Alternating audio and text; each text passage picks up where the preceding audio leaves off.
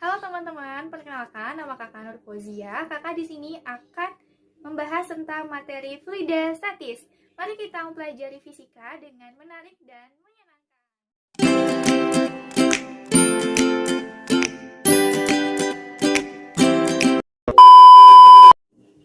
Ternyata fluida sangat dekat dengan kehidupan sehari-hari.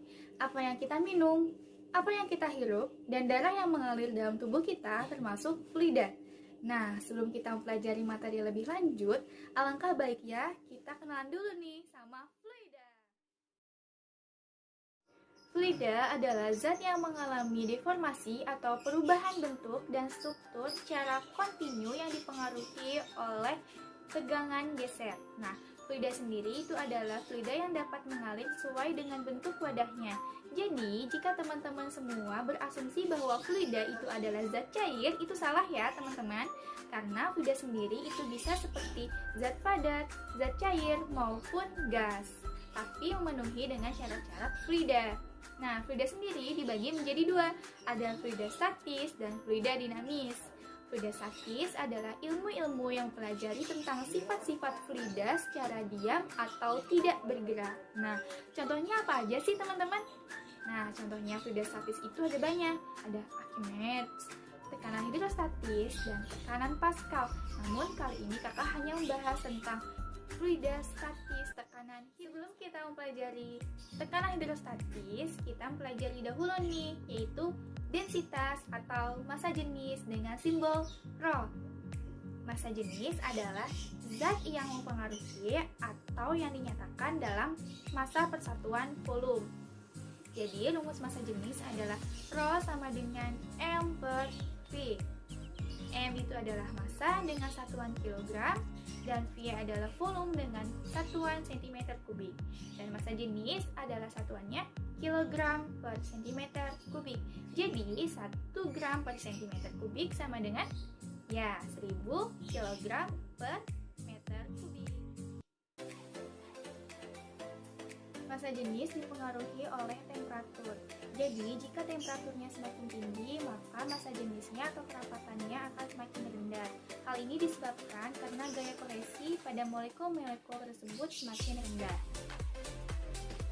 Selanjutnya, kita mempelajari materi tekanan hidrostatis. Kita mereview ulang ya, teman-teman. Tekanan, rumusnya adalah F dibagi A, di mana F adalah gaya tekanan dan A adalah luas bidang tekanan. Selanjutnya, apa pengertian tekanan hidrostatis?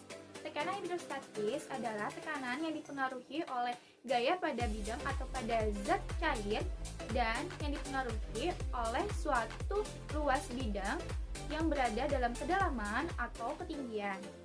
Nah, selanjutnya kita lihat pada gambar berikut ini. Menurut kalian, P0 dan P1, mana tekanan hidrostatis yang lebih besar? Ya, betul. Jawabannya adalah P1. Mengapa demikian? Karena P1 mengalami tekanan karena dia berada di bawah.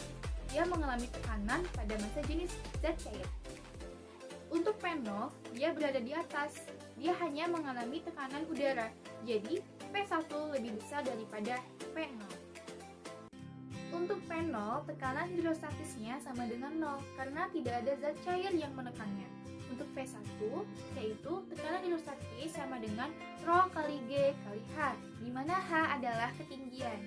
Jadi, tekanan hidrostatis dipengaruhi oleh ketinggian. Semakin dalam atau semakin tinggi, maka tekanan hidrostatisnya semakin besar. Untuk P1, yaitu yang dipengaruhi massa. Massanya di sini adalah massa air. Jadi, gaya yang bekerja adalah gaya berat air. Tekanan hidrostatis bergantung pada massa jenisnya. Semakin kental, maka semakin besar tekanan hidrostatisnya.